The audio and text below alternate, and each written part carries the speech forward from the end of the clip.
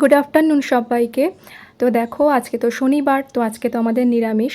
তো একটা নিরামিষ আইটেম তোমাদের সাথে শেয়ার করতে চলে এলাম। দেখো অনেকগুলো আলু ভাজা আছে, আর এদিকে দেখো টমেটো বাটা আছে। আর আর যে মশলাটা গুঁড়ো করে রেখেছি ওটা কিন্তু এমনি গোটা গোটা মশলাই, যেমন গরম মশলা, তেজপাতা, গরম মশলার ভেতরে যেটা হয় এলাচ আর দারচিনি, তেজপাতা, জিরে, আর একটু জয়িত্রী, এগুলো কিন্তু এমনি মিক্সিতে গুঁড়ো করে নিয়েছি। কোনো শুকনো খোলায় ভাজার দরকার নেই। ওটা একটু ফোড়নে দিয়ে দিয়েছিলাম, আর নামানোর আগেও দিলে বেশ ভালো লাগে। আর দেখো ফোড়নে দিয়ে দিয়েছি জিরে, তেজপাতা, আর ওই একটু ওই মশলাটাও দিয়ে দিয়েছিলাম।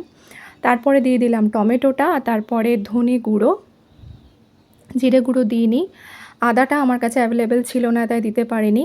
আর এই যে পেস্টটা দিয়েছি এটা হচ্ছে কাজু, চালমগজ আর পোস্ত বাটা, এটা দিয়ে দিয়েছি। আর এরপরে কষিয়ে নেব। দেখো তেল ছেড়েও দিয়েছে। তো এরপরে যে আলুটা ভাজা ছিল, আলুটা আগে থেকে ভেজেই রেখেছিলাম, আলুটা সেদ্ধও করা ছিল, তো সেই আলুটাও দিয়ে দিলাম। এবার কিন্তু আর কিছুই না, কষিয়ে, আর নুন চিনি সেটা তো আছেই, সেটা তো দিতেই হবে। দেখো এরপরে অনেকটা মানে প্রায় হয়ে এসছে। আর নামানোর আগে একটু কাসুরি মেথি দিয়ে নামিয়ে নিয়েছি।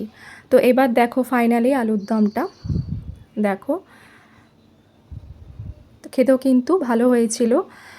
তো ফাইনালি চলো এবার সম্পূর্ণ লাঞ্চটা তোমাদের সাথে শেয়ার করে নিই।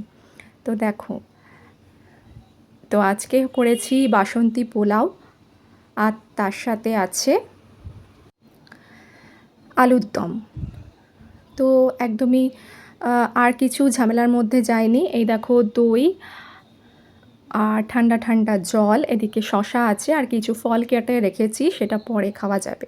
তো ভালো লাগলে অবশ্যই লাইক কমেন্ট করে দিও।